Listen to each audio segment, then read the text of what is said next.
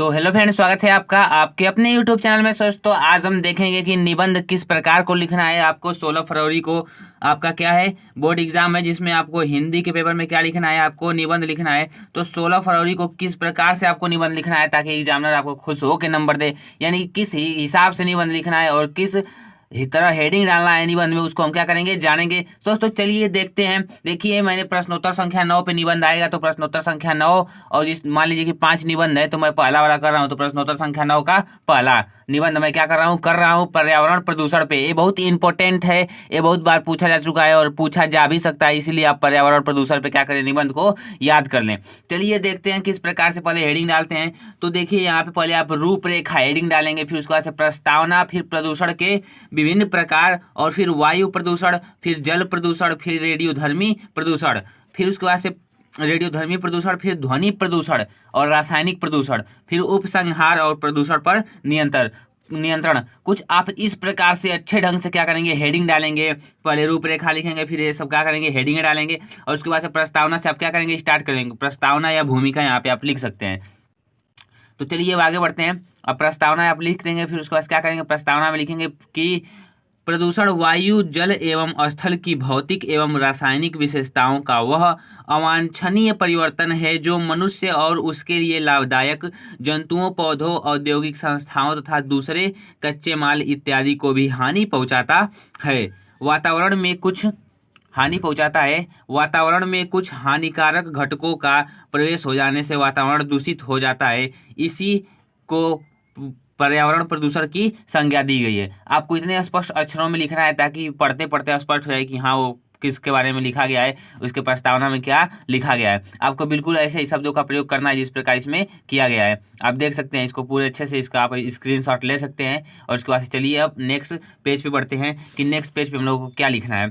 तो next page पे आपको लिखना है इसके बाद कि प्रदूषण के विभिन्न प्रकार, जिस तरह आपने उसमें हेडिंग डाली थी उसी की तरह आप लिखेंगे। तो इसमें लिखेंगे प्रदूषण के विभिन्न प्रकार। तो देखिए प्रदूषण के विभिन्न प्रकार को आप इसमें क्या करेंगे, लिखेंगे। तो लिखेंगे विकासशील देशों में औद्योगिक एवं रासायनिक कचरे के बढ़ने के कारण जल ही नहीं वायु और पृथ्वी भी क्या है, प्रदूषण से ग्रस्त हो रही है। मुख्य प्रदूषण निम्नलिखित हैं। जैसे अब आप निम्नलिखित होंगे और चाहें तो आप यहाँ पे लिख भी सकते हैं पूरा, लेकिन अब पहला हेडिंग डालेंगे। पहला क्या है, वायु प्रदूषण, क्योंकि आप जानते हैं कि वायु भी क्या होती है, प्रदूषित होती है। तो उसको आप लिखेंगे कि वायुमंडल में विभिन्न प्रकार की गैसें एक विशेष अनुपात में उपस्थित रहती हैं। सांस द्वारा हम शुद्ध वायु ग्रहण करते हैं तथा शुद्ध वायु छोड़ते हैं। जब किन्हीं कारणों से वायुमंडल में विभिन्न गैसों की मात्रा एवं अनुपात में अवांछनीय परिवर्तन होता है तो हानिकारक गैसों का क्या होता है, समावेश होता है। तो इसे वायु प्रदूषण कहते हैं। वायु प्रदूषण से मनुष्य के स्वास्थ्य पर बुरा प्रभाव पड़ता है। स्वास्थ्य पर क्या बुरा प्रभाव पड़ता है। अब देखिए स्वास्थ्य पर बुरा प्रभाव पड़ता है। इससे स्वास्थ्य पर बुरा प्रभाव पड़ता है। श्वसन संबंधी बहुत से रोग क्या हो सकते हैं, पैदा हो सकते हैं। ठीक, अब इसके आगे आप क्या करेंगे, बढ़ेंगे। वायु प्रदूषण के आगे आप क्या करेंगे, बढ़ेंगे। तो आपको मिलेगा जल प्रदूषण। क्या मिलेगा, जल प्रदूषण, क्योंकि आप वायु प्रदूषण के लिए या जल प्रदूषण कीजिए जाते हैं। फेफड़ों का कैंसर, अस्थमा तथा फेफड़ों से संबंधित रोग फैलते हैं। वो वायु प्रदूषण के बारे में भी क्या है, इसमें लिखा गया है। अब देखिए आपको लिखना पड़ेगा कि जल प्रदूषण, हेडिंग डालेंगे और लिखेंगे कि भौतिक, रासायनिक तथा जैविक विशेषताओं में हानिकारक प्रभाव उत्पन्न करने वाले परिवर्तन को जल प्रदूषण कहते हैं। ठीक, अब देखिए फिर रेडियोधर्मी प्रदूषण आप लिखेंगे। रेडियोधर्मी प्रदूषण के बारे में क्या करेंगे, आप लिखेंगे। तो आप यहाँ पे लिखेंगे कि रेडियोधर्मी प्रदूषकों से वायु, जल तथा मृदा सभी प्रदूषित होते हैं। रेडियोधर्मी प्रदूषण सबसे अधिक घातक होते हैं। ये आनुवांशिक लक्षणों को प्रभावित करते हैं। नाभिकीय विस्फोट के द्वारा इलेक्ट्रॉन मुक्त प्रोटॉन न्यूट्रॉन के साथ अल्फा बीटा कण मुक्त होता है। रेडियोधर्मी पदार्थ खाद्य श्रृंखला के माध्यम से मनुष्य के शरीर में पहुंचकर हानि पहुंचाने रेडियोधर्मी प्रदूषण जीन्स को प्रभावित करते हैं। इसके फलस्वरूप शरीर में अचानक परिवर्तन क्या होता है, होने लगता है। अब देखिए मैं आपको बता रहा हूँ कि जैसे कि आपने सुना होगा कि आज भी जहाँ पे परमाणु बम गिरा है वहाँ पे लोग लंगड़े पैदा होते हैं। किस लिए, क्योंकि वहाँ पे रेडियोधर्मी प्रदूषण हो गया है जो कि जीन को प्रभावित करता है। किसको प्रभावित करता है, सीधे जीन को प्रभावित करता है। अब चलिए रेडियोधर्मी प्रदूषण के बाद हम एक नेक्स्ट टॉपिक मतलब इसका देख लेते हैं निबंध का। तो हम लोग के पास चौथा टॉपिक मिलेगा ध्वनि प्रदूषण। यानी ध्वनि प्रदूषण। हमने जल प्रदूषण देख लिया, वायु प्रदूषण, हम ध्वनि प्रदूषण क्या करेंगे, देखेंगे। यानी कि जो आपके लाउड स्पीकरों के द्वारा होता है उसको। देखिए ध्वनि प्रदूषण के बारे में लिखा गया है।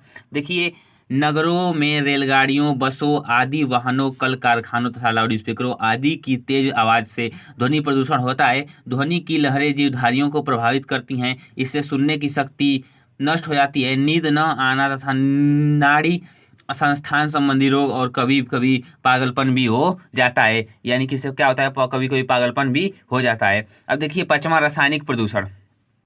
देखिए रासायनिक प्रदूषण क्या होता है कि कृषक अपनी फसलों से कीटनाशक औषधियों का प्रयोग करते हैं। आजकल तो गेहूं जैसे खाद्यान्नों में भी इस प्रकार की दवाइयों को रखा जाने लगा है। इस दवाइयों के अंधाधुंध प्रयोग से मानव तथा पक्षियों के स्वास्थ्य पर बहुत बुरा प्रभाव पड़ा है। यानी ये रासायनिक प्रदूषण के बारे में क्या है, लिखा गया है। अब देखिए नेक्स्ट टॉपिक हम लोगों का देखते हैं, लास्ट में है हम लोगों का क्या है, प्रदूषण पर नियंत्रण और उपसंहार। यही मान लीजिए कि प्रदूषण पर नियंत्रण चाहे उपसंहार क्या है, यही लास्ट हेडिंग है।